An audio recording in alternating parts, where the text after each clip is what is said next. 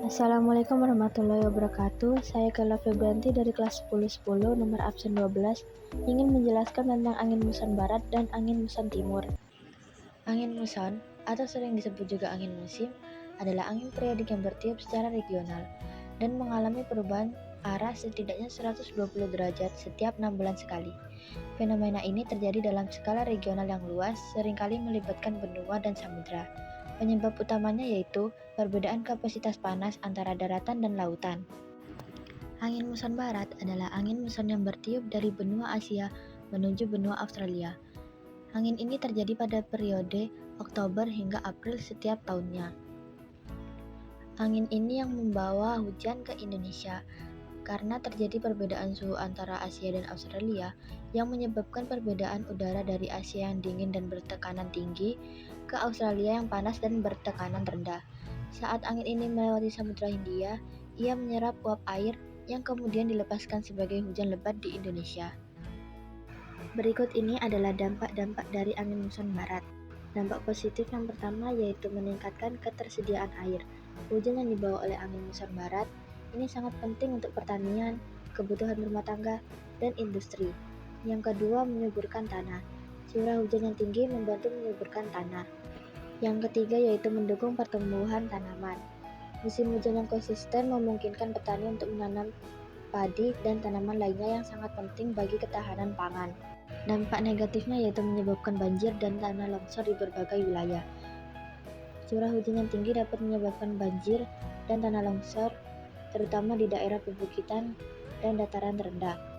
Yang kedua adalah gangguan transportasi. Hujan lebat dan banjir dapat mengganggu transportasi darat, laut, dan udara.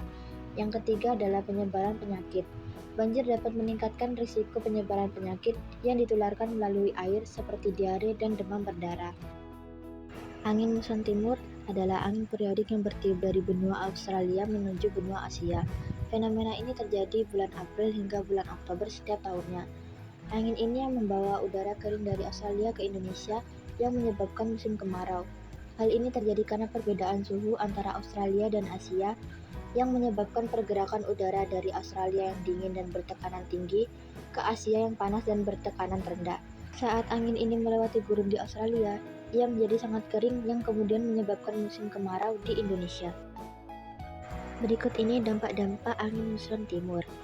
Dampak positif yang pertama yaitu memudahkan proses pengeringan hasil pertanian. Musim kemarau yang disebabkan oleh angin muson timur sangat membantu petani dalam proses pengeringan hasil panen seperti padi, jagung, dan tembakau.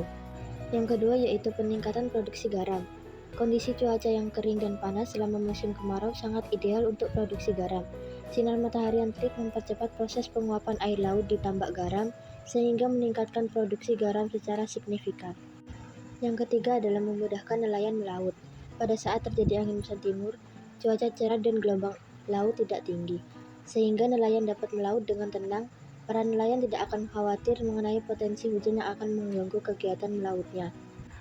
Dampak negatif yang pertama yaitu menyebabkan kekeringan dan kekurangan air di beberapa wilayah.